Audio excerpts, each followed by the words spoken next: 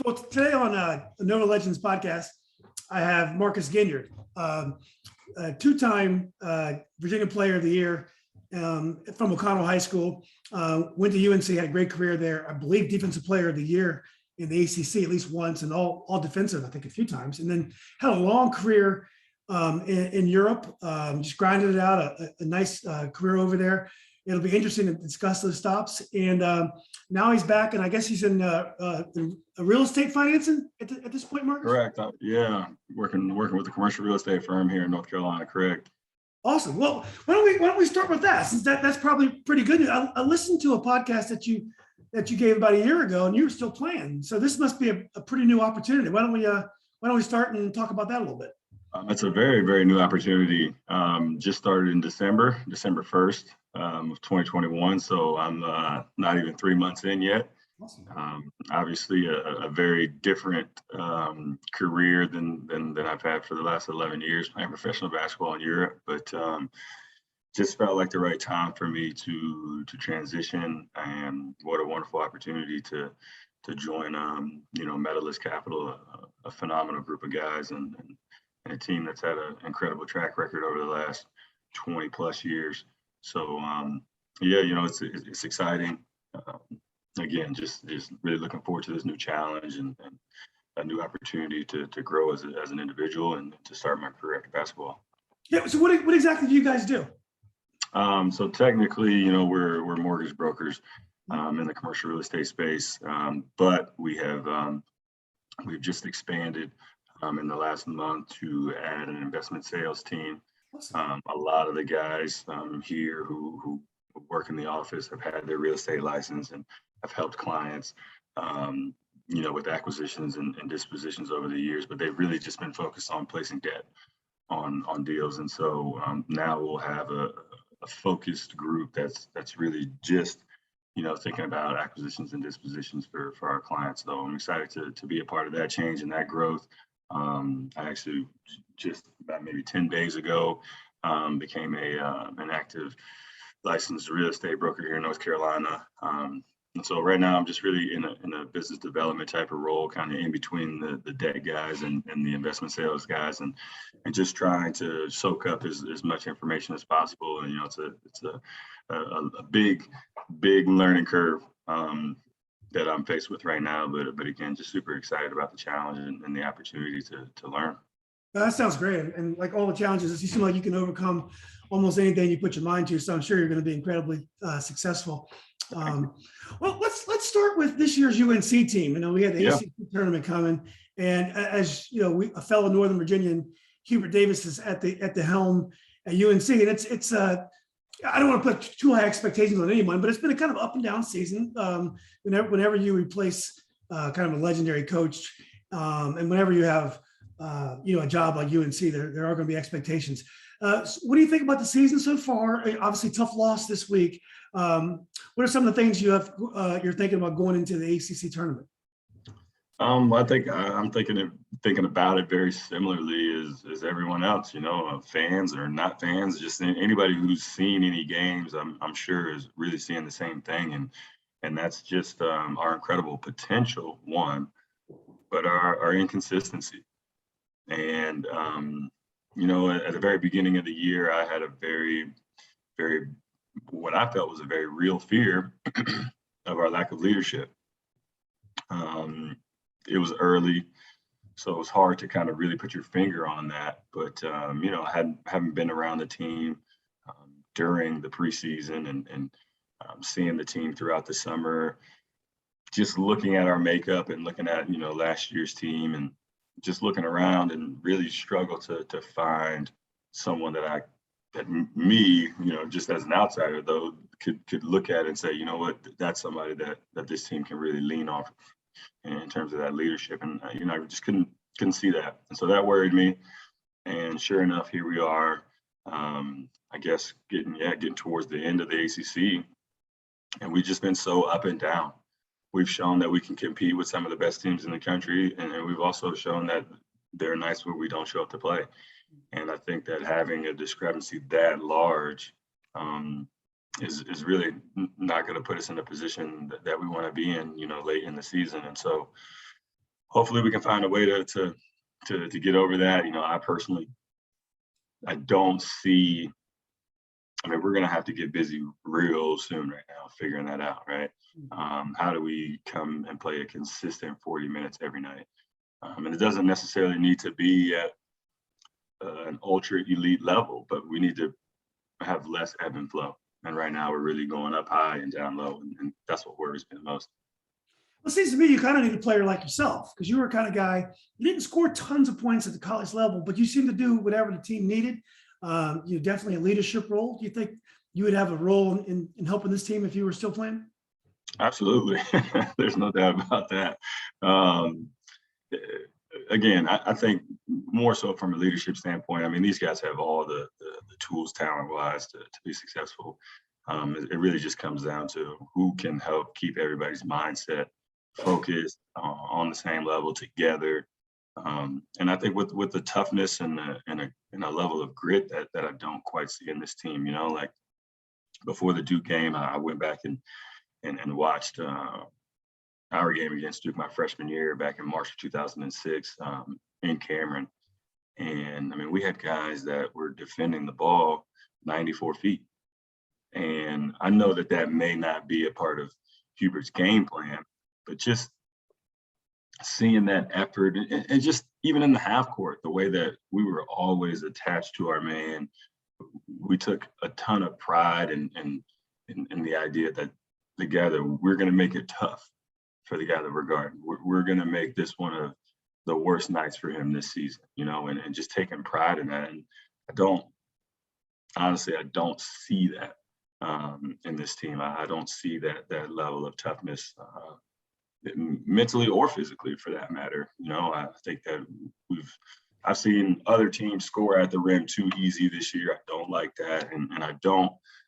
There's been times where I've seen Caleb, for example, really pressure the heck out of the basketball on the perimeter, and then there's games where I feel like he's not interested in playing defense. And so again, we have the potential to do things at a high level. It's just a matter of executing at a high level, at least for the vast majority of the time, right? There's going to be moments where things don't go your way, but I just don't feel like we're there at a consistent level right now. And with anything in life, there's no sustainable success without consistency. Yeah, it's interesting you mentioned that maybe not challenging things around the rim. I feel like the game is, even over the last 10, 15 years, it's not quite as physical as it used to be. Things are more and more perimeter and slash. And, for a while there, and I think you started playing, maybe things had gotten a little less physical from the 90s, because the 90s was a little bit of the Wild West. But you don't feel like there's like the no layup rules anymore. I mean, people don't take those hard fouls like they used to, I don't feel. I agree 100%. And those are some of the things that I'd love to see from this team right now, and even if it's a less physical game and you're not going to knock somebody on their butt, I mean, at least challenge more aggressively, right? Like, I really feel like we're bullfighting out there sometimes, and really kind of just like welcoming guys to the rim, And so even if you don't want to take a flagrant foul, which I don't necessarily think that you need to do, right? But like, just challenge more aggressive.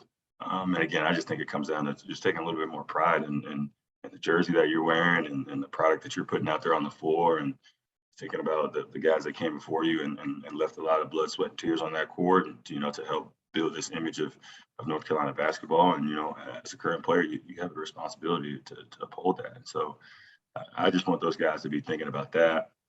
Obviously and again, take pride in even if you look at it the most selfish way possible, take pride in what you put out there on the court. Take pride in what people are going to look at and see your name, and what are you putting out there on the court? Yeah, it's interesting. Did you ever consider coaching yourself? Is that ever? I did not. Well, yes, I did. I considered it, and I knew that I didn't want to do it. So I've seen my share of coaches. Obviously, haven't played this game for 30 years, and while I appreciate the importance of coaching both on and off the court, I just see it as a job I lost my hair pretty young already. But I just think that would stress me to a level that I couldn't necessarily handle. But man, I just want to take my hat off to all the coaches out there because they play an important role, and like I said, in our lives as players and as young men as well. Yeah, Hubert, my dad and Hubert's dad played golf every Saturday for like 30 years. Hubie was 5 years younger than me, or 5 or 6 years younger than me, so I didn't know him. I knew him well, but we were like friends because I was much older than him. But he actually showed up at a golf tournament for my father, memorial golf tournament. I hadn't seen him in many years. He just happened to show up, pay us respects. It was really nice. So we do go way back. So let's go back to where you started playing your basketball. I remember reading somewhere that you weren't necessarily from Northern Virginia. You guys moved to Woodbridge, I think, when you were young. Is that true? Oh, I was I was born in New York, Mhm. but we moved to Woodbridge, Virginia when I was, I don't know, maybe 2 years old or something like that. Mhm. And then by the time I was in middle school, finishing up middle school, we were living in Alexandria, Virginia. So, I definitely look at myself as a Northern Virginia guy, certainly not a New York guy. But yeah, spent the vast majority of my youth in the Northern Virginia area. And your parents are athletes. I think your mother's even a strength coach or a trainer. So you come from an athletic family. Athletic family for sure. My dad played baseball. My mom played basketball growing up. She was all conference in Jacksonville, North Carolina, growing up in high school. And she was a physical trainer for probably about 10 years or so. And is still to this day very, very active. And my brother played basketball and baseball and soccer. And so, yeah, everybody in my family was certainly athletic and certainly had a love for some sport, across the board. We're beginning to see more of that, like women who played, or having children that play. When I was playing, like my mother, they couldn't even play basketball in the same way. The women had to stay behind half court back then. They couldn't even come across half court. There wasn't even a state championship for girls until 1979 in Virginia. My sister was on one of the first state championship teams at Robinson. It's just amazing how far the women's game has come. Like your mother played. We're beginning to see women who played, their children playing, which is exciting. It just didn't happen when I played. Wow. Yeah. So who were your early influence in terms of how you wanted to play, like NBA players or even local players?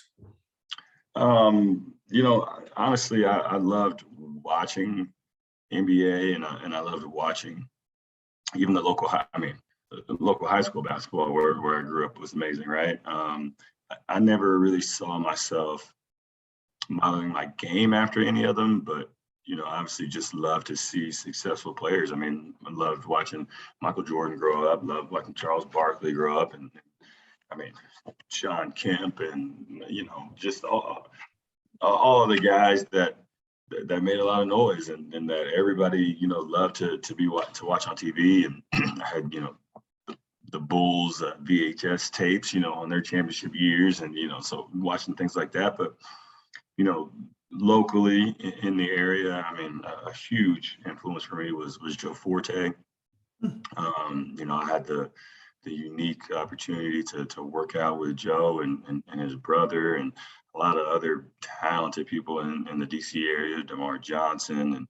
And so really grew up working out in a gym in DC where a lot of those guys would work out on the weekends. And so even from like probably 10 or 11 years old, I was at this gym every Sunday at Murray High School, and watched a lot of guys in the area work out and play pickup. And so just being around some of those local legends really helped shape my idea of what could be, in this realm of basketball. And so I was super excited to be around those guys, and I'm grateful that I had the opportunity to be exposed to those guys at a young age.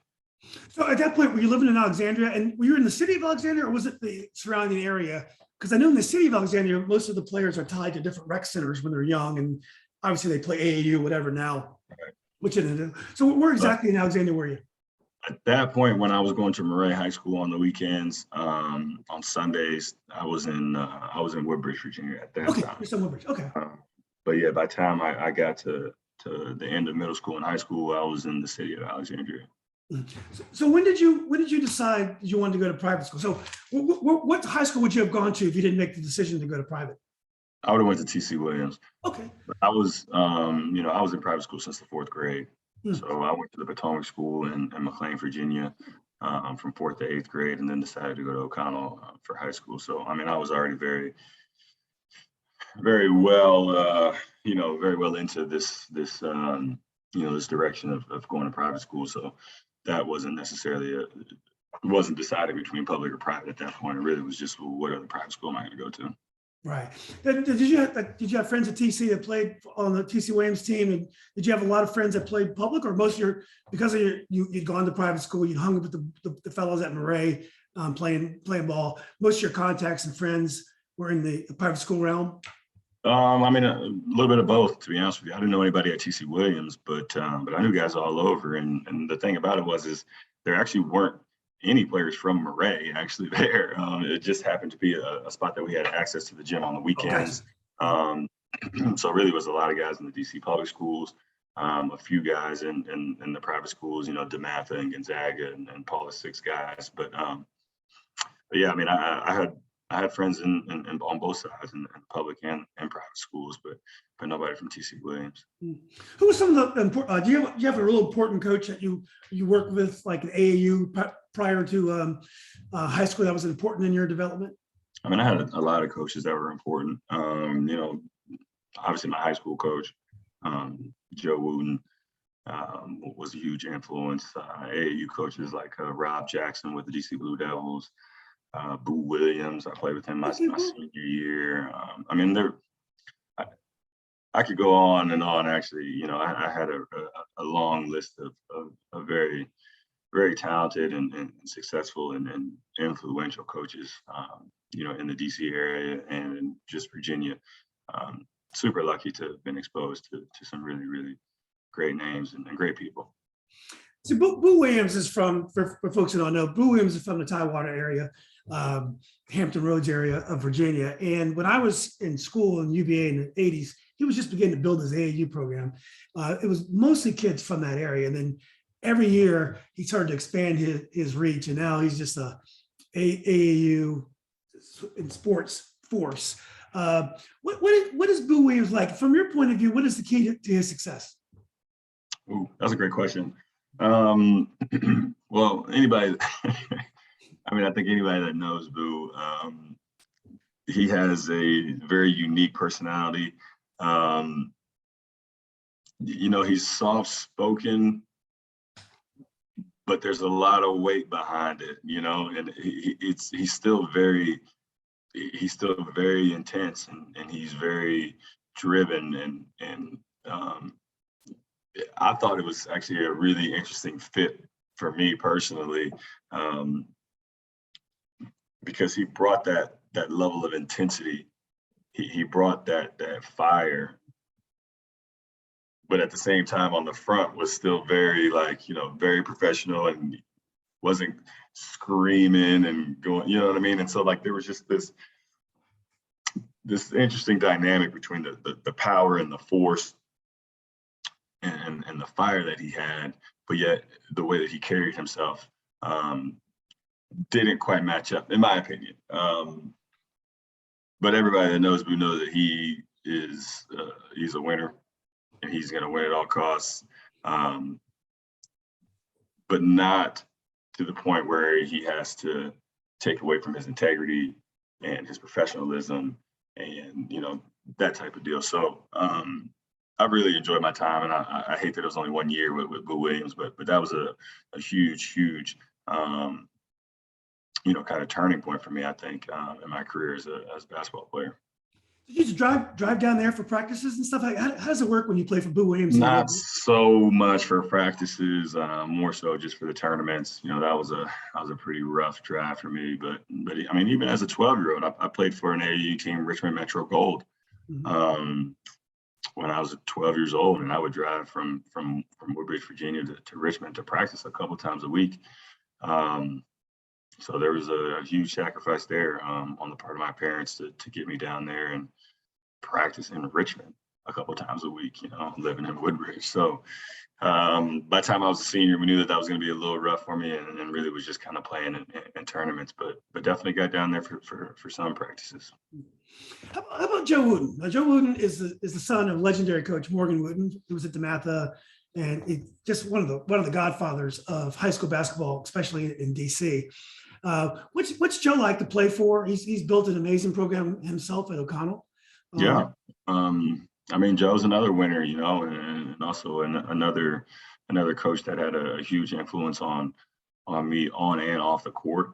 And, somebody that I wanted to help build that program. And that was a huge reason why I went to O'Connell.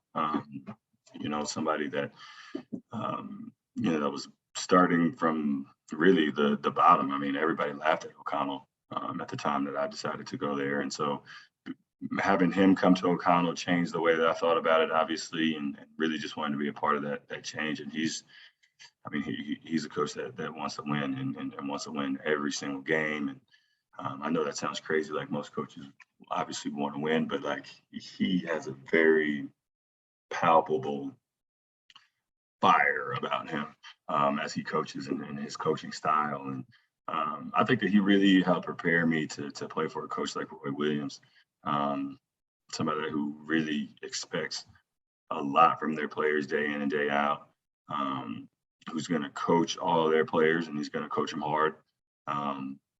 That was something that I had with my military parents, but I had a coach when I was really, really young that was a little tough on me too, but this was really kind of one of the first times that I had a coach that really pushed me from that perspective of, that tough coaching style that I had to adapt to. But I think that was really exactly what I needed at that time. And obviously I had a super successful career at O'Connell, which really, really springboarded me, onto the national scene and allowed me to earn a scholarship at the place where I ultimately wanted to go for a long time. Where had Wooten been before he went to O'Connell? I want to say he was coaching at Fordham.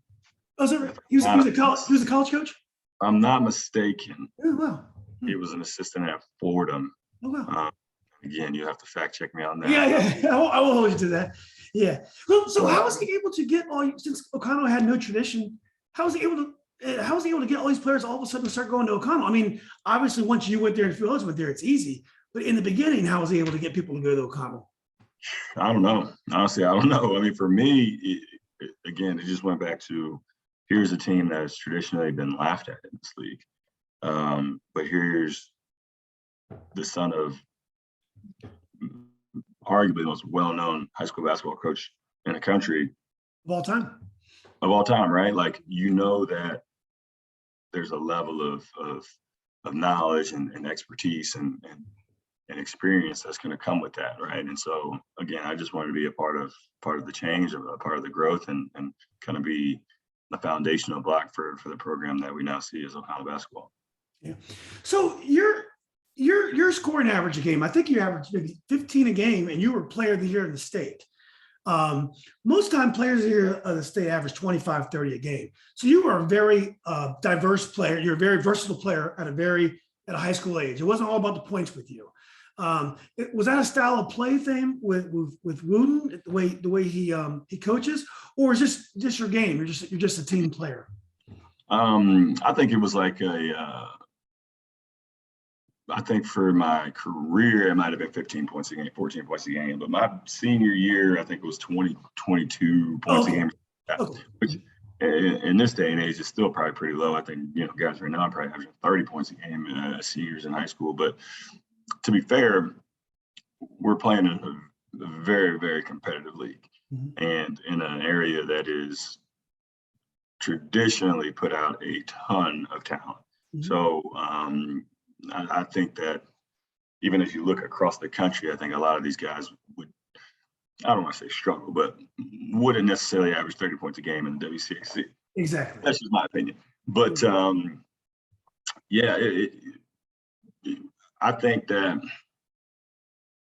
that's a place where I kind of learned to do what was necessary for my team to win. Of course, I was a lot more aggressive offensively at that point. But then coming to Carolina, you're coming in with 4 or 5 other guys that are top of the class, that are, I mean, NBA talents maybe in the first year or two at Carolina. And so that wasn't necessarily where I was going to make the biggest impact. And so for me, I had always been of the mindset of how do we win? And so I just kind of fell into the role that I fell into, and really just tried to be valuable out there on the court and help my team win. And I think that we found a lot of success with everybody just kind of accepting their role and doing those things to the best of their ability, and everybody buying into the overall team goals. Did you enjoy the culture of the WCAC? It seems like it's very much student athlete, like the type of kids that will go to high level colleges, obviously like UNC or Duke or something like that. Did you enjoy the culture? I did. I enjoyed it a lot. I mean, it was a great experience for me, and like you said, a lot of bright young men and women that ended up going to great schools. They're all great high schools in the WCAC as well. You know, very, very well respected academic schools as well. So I thought that it gave me a great experience on both sides, both academically and athletically, to be in the WCAC and to be at O'Connell, which turned out to lead me right into another phenomenal school on both sides. And so it was really, really good for my development, for sure. So let's talk about making the decision to go to UNC. How did that come to be, and what were some of the other options that you had considered? I mean, it was a pretty easy decision for me. You know, like I said, growing up watching Joe Forte play, seeing him go to Carolina and the success that he had, and you know, watching my brother go to the Carolina basketball camp, and for me going to the Carolina basketball camp as well. And so from a very young age, one, I loved ACC basketball living in the DC area, and two, just really kind of fell in love with North Carolina. So at the time where I was kind of looking around at schools, I visited Duke, I visited Wake Forest, I visited Notre Dame. But you know, once I visited Carolina and sat down in Coach Williams' office and had offers from those other schools, but you know, he offered me a scholarship. For me, that was, you know, those other places were great. Those were great schools with great coaches, great programs, and great opportunities there. But I never wanted to go to all of those places, right? Like those would have been great choices, but I had always wanted to go to Carolina. Mm-hmm. So once I got the offer from Coach Williams, it was just an easy choice for me. You know, immediately got on the phone with all those other coaches and just told them, like, hey, I'm going to go to Carolina. You know, don't waste your time anymore. That this is a done deal. You know, I can't make it official yet, but because it was just after my sophomore year, so I have a verbal commitment, but obviously couldn't sign yet. But I knew I was going there, and that was going to be the end of it. So how do you advise young players who are making these decisions now? And we can talk about the transfer portal in a minute, because I know it makes decisions a little bit easier because you can always mess it up. Hey, I'll just transfer the next year.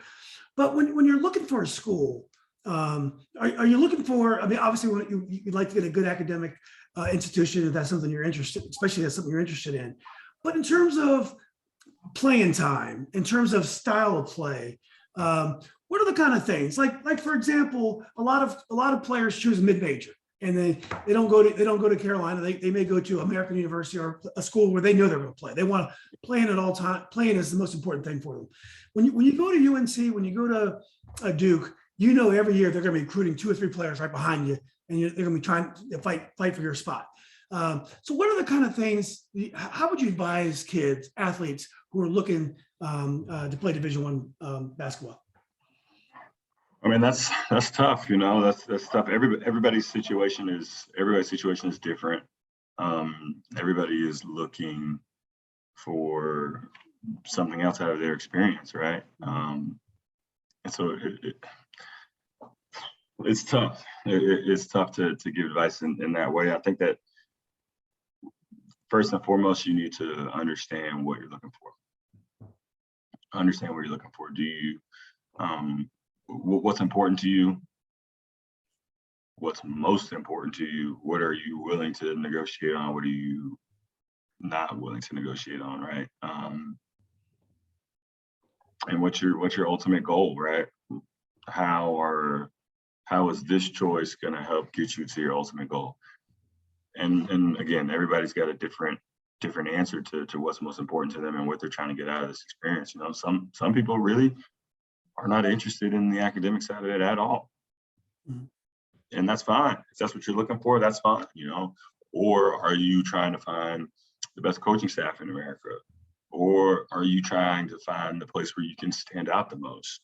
Or are you trying to find a place that's close to home? Or, you know, it's like there's so many different criteria for these young men and women to figure out where they want to go to school. But I just think that they need to spend a lot of time thinking about what they want to do with their lives and knowing that this is going to be, let's say, arguably one of the first major impactful decisions that they're going to make about their own life, right? And pretty much up to this point, it's been a lot more of a collaboration, and maybe more so even just their parents making, you know, really kind of pushing one way or the other. But this is really kind of like that first chance that a young man or woman gets to say, you know what, this is what I want to do with my life. This is where I'm going to go. This is where I'm going to go for 4 years or 2 years, or again, whatever it is that you're looking for. And I think really just getting clear on that, you know, kind of starting with your end goal and working backwards, and, you know, how does this next step fit into that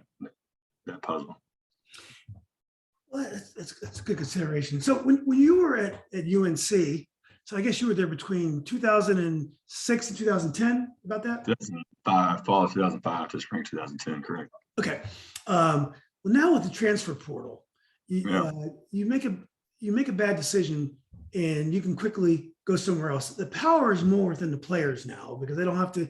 You know, it used to be you had to sit a year out. If you went to the same conference, it could be even longer. There was all these rules. You could lose a semester if you decided to play the second semester. There are all these rules. Nowadays, it's really easy for kids to transfer. I mean, I went to a game earlier this year, George Mason in Old Dominion. I think each team had a player on the team that had been to 3 schools already, and I think they were still juniors. Do you think that's a good thing, or do you think it's a little too easy to move now? I would just say that I don't like it.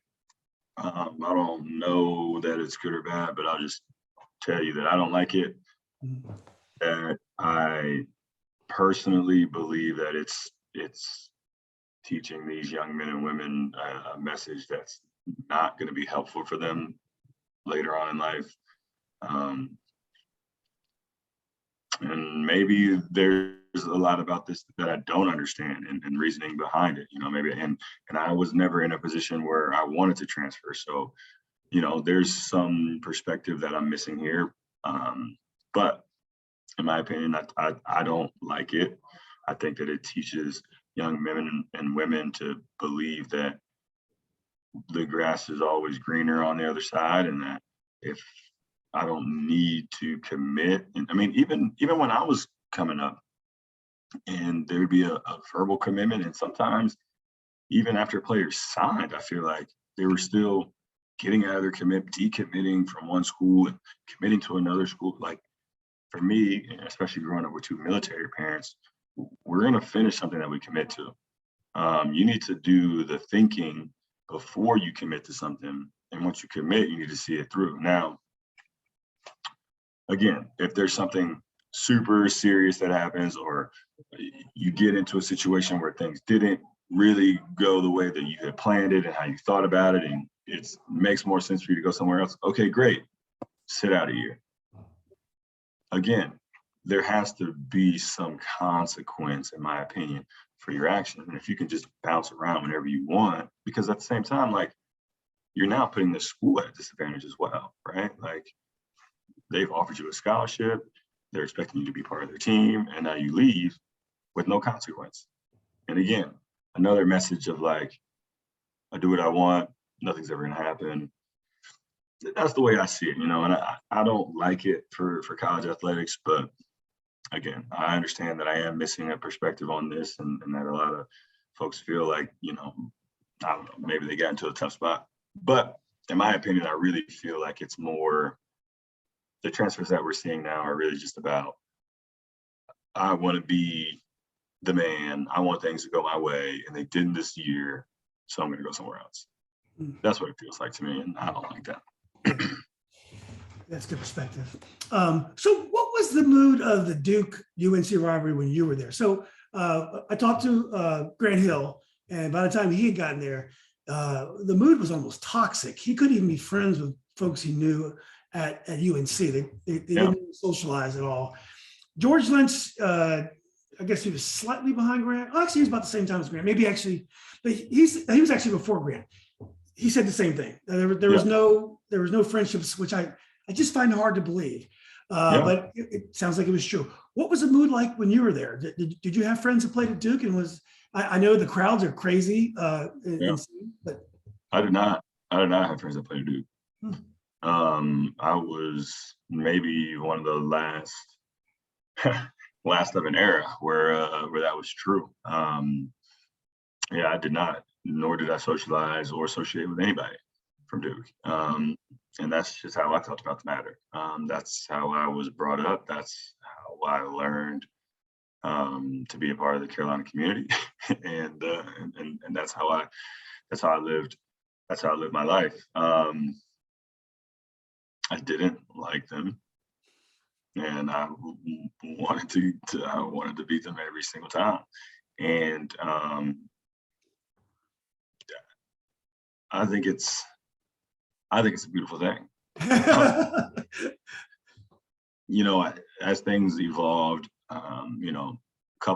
several years after my class, there was a lot more all-star type of basketball at the high school level, right? Like when I was growing up, McDonald's All-American Game was the only high school all-star game. Then Jordan Classic, then I don't know what else, and next thing you know, there's there's all these, the AAU circuit gets bigger and bigger. A guy from Virginia is playing for an AAU team in St. Louis.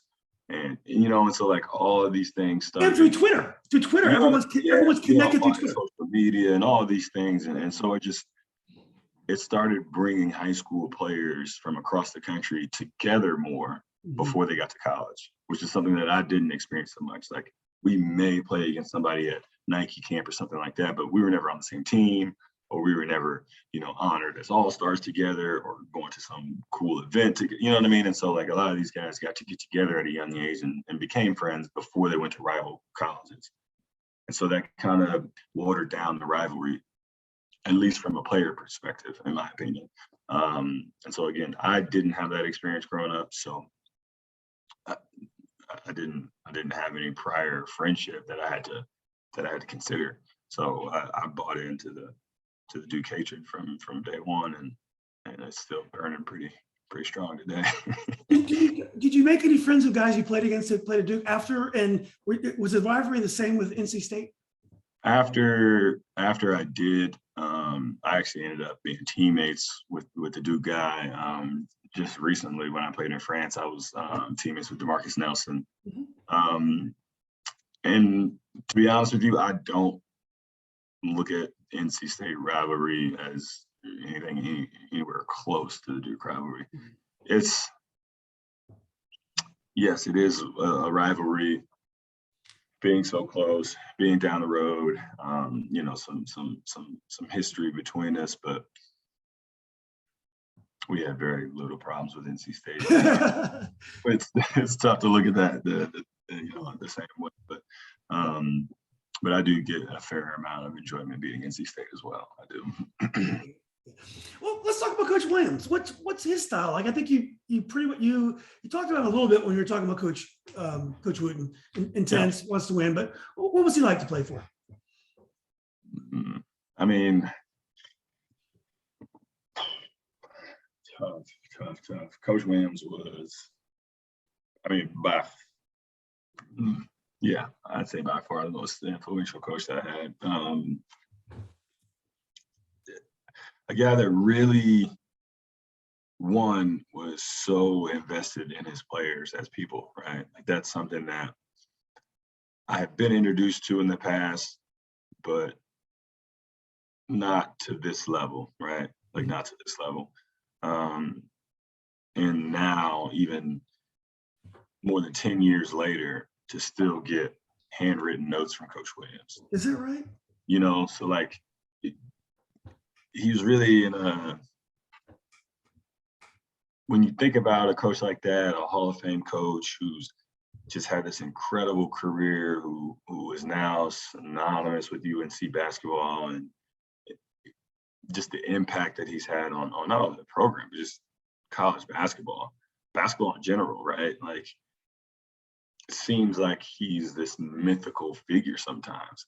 And it's interesting that like to know him so well personally, but yet still view him as like this, you know, like this, gosh, I hate to take it this far, but like, you know, like this God, like college basketball, right? Like just elite level across the board. Obviously his knowledge about basketball, right? Like through the roof. But really what stood out to me is the way that he coached us as young men. And I think that those lessons, while they apply to the game of basketball and allowed us to be super successful on the court, I think that those lessons stay with me more so as a man now, and in the way that I try to live my life.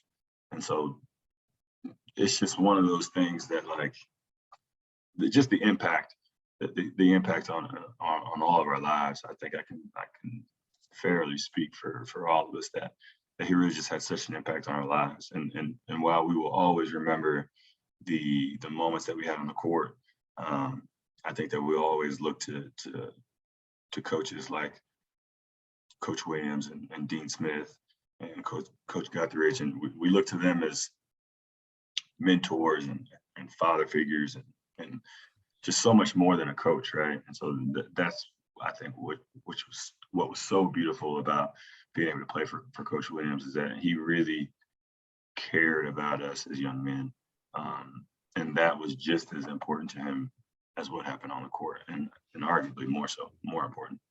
It's just amazing he's able to do that, following, trying to fill Dean Smith's enormous shoes, and he's able to keep that up. Well, one thing you did I thought was amazing. You had a very serious injury, and you had to miss a season, but then you came back and you had one of your best seasons. You just be able to endure, which is not easy to do because you get hurt. Sometimes it's a blow to your confidence. You have to get your body back together, and you got to start playing again. And then UNC, you got all these players. There's no shortage of people trying to get to get minutes from you. So why don't you just describe that process and maybe how it felt to be able to get back on top and have a great season?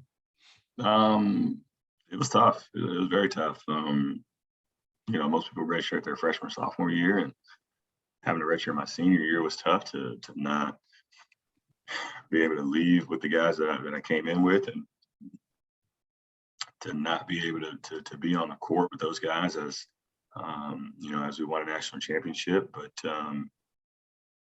it was a huge test for me. It was a huge opportunity for me to grow as an individual and to go through adversity and to have an injury and think I was coming back, and then have to redshirt, and then having to continue to push through all of that following year, and get, like you said, get to a point where you were back in shape and able to get back on the court. It had been quite some time since I played in a live action game. And so I think my last game was in like January of 2009 before I redshirted, because I hadn't played up until like November, December. Played like 3 or 4 games or something like that. And then decided to redshirt in January of 2009. Fast forward, I don't play another official game until November. And so that was a long time to just not play in a live action game. You're trying to come back from a foot injury. You break your hand. It's not great, but it's a lot easier to come back from. You're not putting weight on it, and you know what I mean. So you're not cutting off of it, and so there was a lot of intricacies that came along with that rehab. but again, just a great lesson of how to endure and how to continue to stay motivated and push yourself and just really get through some bad times physically and mentally. You know, I definitely grew mentally as well, pushing through that challenge. And I appreciate you saying that I had a great year. I don't remember that year as being so great. First year in a long time that we missed the NCAA tournament. Wow.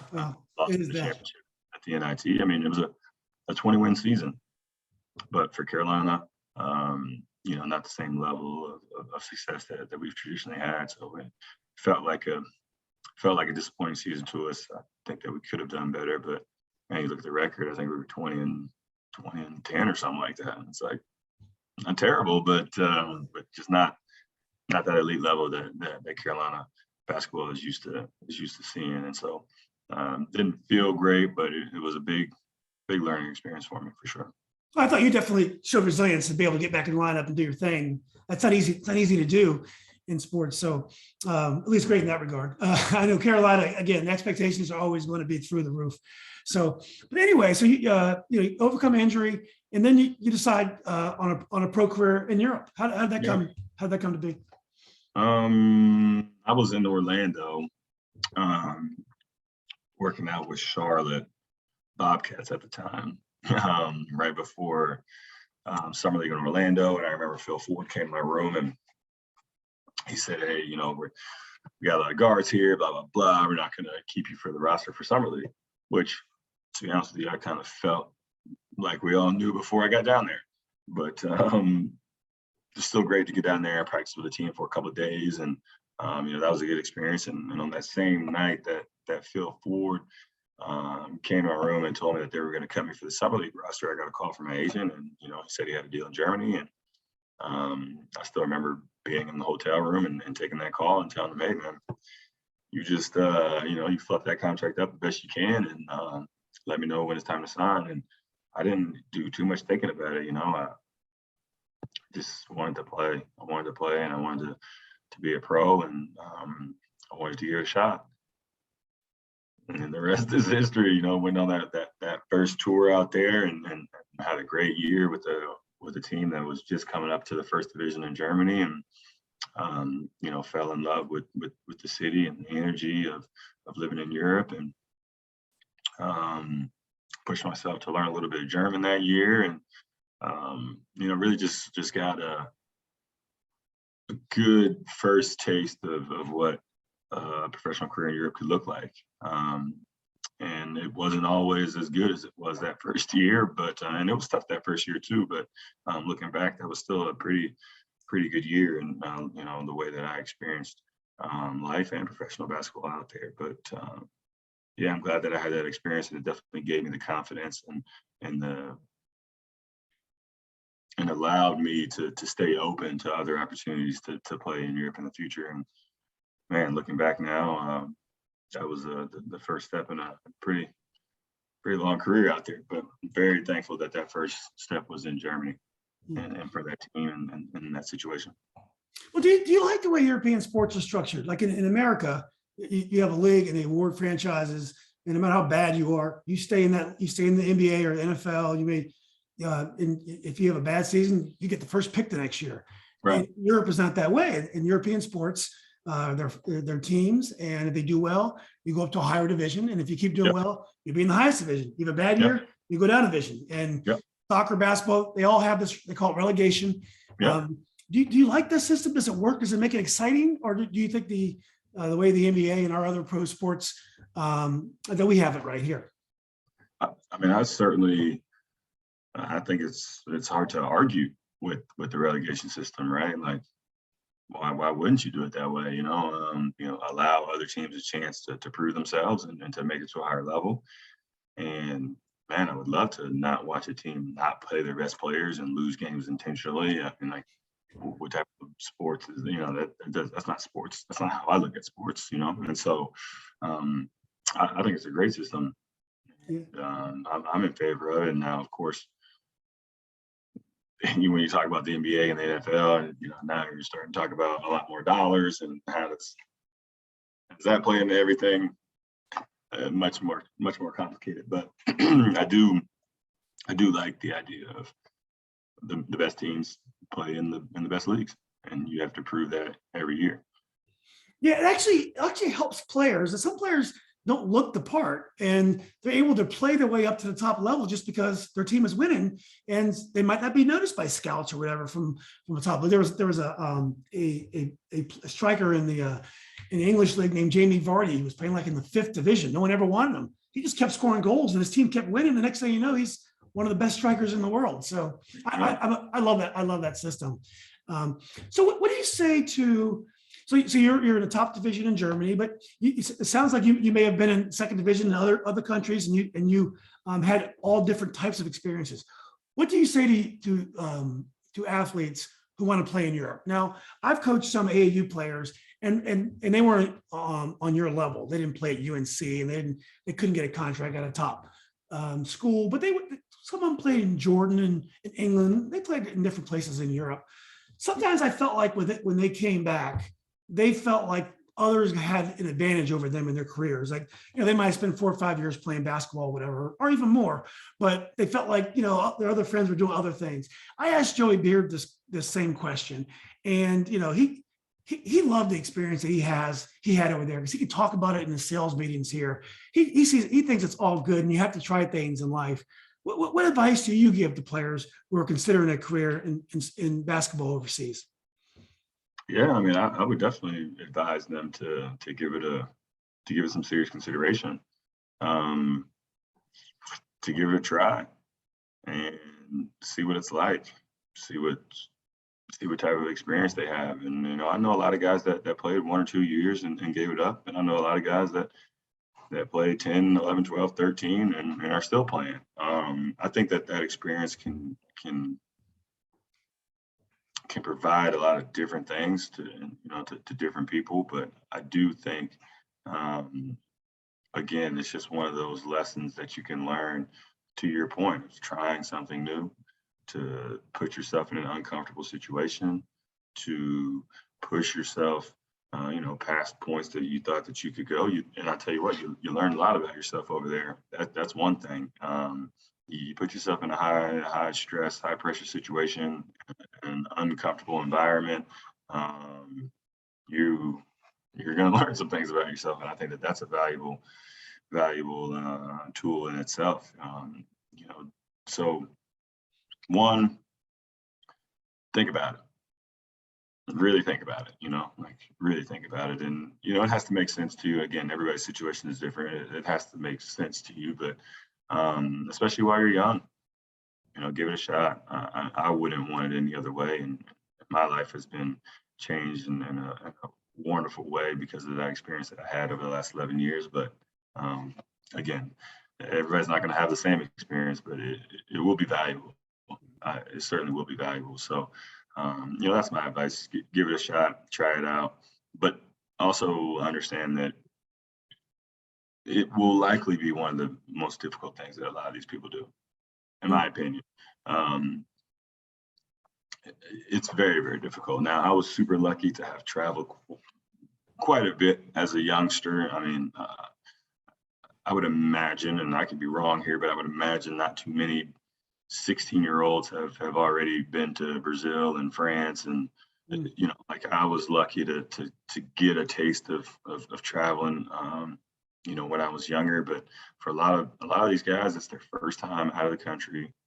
You're going to countries where they don't speak the language, they don't know anybody there. You're now a professional. You're not around a bunch of 18-year-olds that are all going through the same thing. You're now around adult men who all have different stories, who are all there for different reasons, and now you got to figure out how to open up a bank account in Germany, and how to send your money home, and there's a lot of things that you got to go through as you grow up, as you go through a new experience, and you're by yourself. You don't have your family around you, don't have your friends around you, so it's a difficult situation, especially in those first couple of years. So just to know that it's going to be hard, but that there's going to be some good stuff on the other side of it. That's great advice. Well, as you know, the NBA game has changed through the influence of European players and also South American players. The high post players that pass the ball. The guard plays a little bit different. There's been some changes because of and this happens in other sports, more international sports like soccer. Every country has a different playing style. Are there things you learned overseas, that things they do differently that you learned from maybe a European coach or players over there? And did your game evolve? Yeah, it definitely did. Definitely did. I mean, I think one thing is that I don't know. I see more of a team game in Europe than I do in the States. At least on a professional level. I think the Utah Jazz is a great example of kind of how a typical European team would look, right? Like, I think the Golden State Warriors are probably up there as well. These are two teams, and again, I don't watch a ton of NBA basketball, but these are two teams that probably pass the ball more than most, and that's something that you definitely see a lot of in the European game. There's a lot of attacking the basket, kicking out extra passes, taking a small advantage, and kind of turning that into a bigger advantage by moving the basketball, trying to move the defense. I think that there's a lot more static one-on-one play in the NBA that I would personally prefer to watch. But there are some teams that do play a level of team basketball that's really fun to watch. I think the Phoenix Suns are kind of getting to that point as well, a team that really shares the basketball, moves the ball around, and everybody is able to get involved and kind of put their fingerprint on the game. Spacing is different. Spacing is different in Europe. Like you can have people in the paint on defense. You can in the NBA. So like that, while it's a small thing, makes an incredible difference on how you play defense, and two, how you play offense, right? So there's just a lot of different things about the game, on the three-point line being farther in the NBA, that creates a difference in spacing as well. And so there's things that are just going to be inherently different because there's different rules. Being able to knock the ball off the rim once it makes contact with the rim in Europe, you can't do that in the NBA. So there's those types of things are just going to change the game like that, of course, immediately. No matter where you play it, you change the rules, the game's different. But I think there are definitely some things just between the U.S. and Europe and international basketball, let's call it, that are very, very different and ultimately create different styles and different ways to be successful at the game. Well, last question, Marcus. This has been great. You've given a lot of great advice. What would be one piece of advice you would give to a young Marcus Ginyard today? What is one thing that you would do differently, or maybe better than you did them, if there is anything? Good question.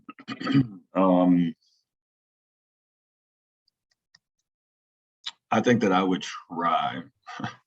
I think I did a decent job at it, but especially as I got to college, I would try to really broaden